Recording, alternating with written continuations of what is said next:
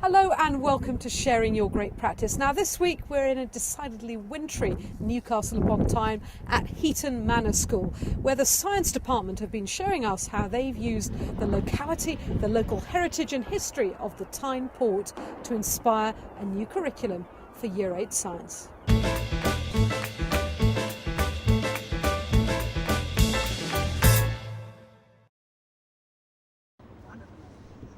From the science of shipping through to buoyancy, the design of lighthouses and the analysis of Tyne rock samples, Richard Faraday and his colleagues have built a Year 8 science module. It started, I think, with the changes in the Key Stage 3 curriculum and the new Key Stage 3 curriculum, Key Stage strategy came in.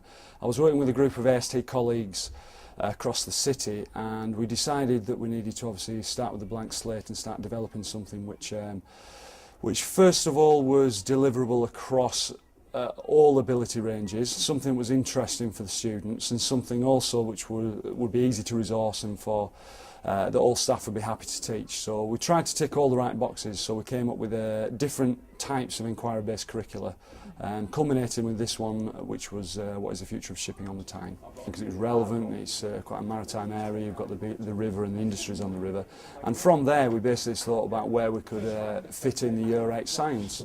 So we thought obviously the geology of the Tyne and the rocks of the Tyne might be fits in nicely with the Year 8 rocks and weathering topics that we used to do. Equally, lighthouses, we have to teach, in the olden days we used to have to teach light in Year 8, so we thought, well, if we did a module on the lighthouses of the North East, and we could obviously deliver the light curriculum. They form partnerships with organisations such as the Port Authority to design a scheme of work that takes the children out of the classroom to see science in action, to see the local community and the local environment. We've taken groups to actually the Port of Tyne Authority and actually had a tour of the Port of Tyne. And also when we were there we had access to the environmental aspects of it and like the ships they have to actually clean the Tyne. I think when they listen to other people, I think they listen better and listen harder. I think when it's coming from someone different, they're more likely to pay attention. If they're speaking to a professional, somebody from a different body rather than education, they do tend to actually pay attention, and these are real people with real jobs as opposed to teachers who aren't. It brings the topic alive when it engages with the student's own personal life. So they need, I think, that connection, otherwise it's something dusty and it's out from a book and it might not have anything to do with them.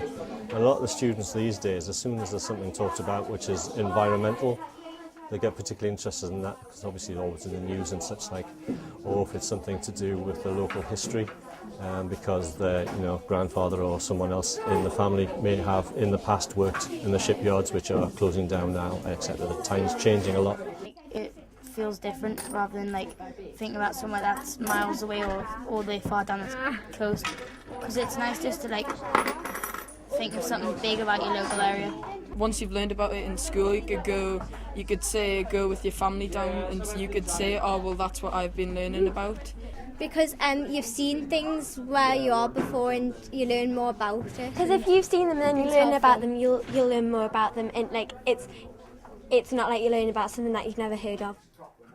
One of the most important things about the work that the science department did at this school was balancing the need to engage, to interest, to enthuse these Year 8 pupils about science with making sure that they acquired key scientific terminology and knowledge along the way. The national curriculum still needs to be covered, of course, so if you're covering a topic in this particular way, you're using it as background illustrations of that work.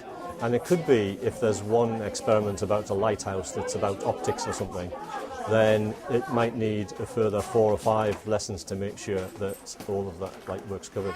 But still, it all hangs from that pivotal point of interest, of engagement with the students. Practical work is at the heart of this scheme of work. Well, we've got the load lines on there. That one's just on it, or just above, and we've got to see when it will become undangerous, because we've got from there to there, and we've got to fill it until it goes over, and then it will become undangerous. I'd say the main benefit has been the practical skills. So when it comes to them obviously having ISA skills in year 10 and 11, They seem to have a lot more understanding of things like reliability and validity and precision of data and accuracy of data, just through, largely speaking, doing an awful lot more practical work and investigative work. Plus it gives them an opportunity to think for themselves a little bit.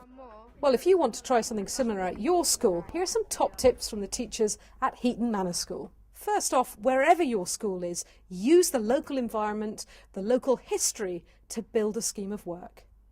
Form close partnerships with local businesses or authorities to bring science alive. With every module, be very clear about the science that you want to teach and what aspects of the curriculum it's linked to.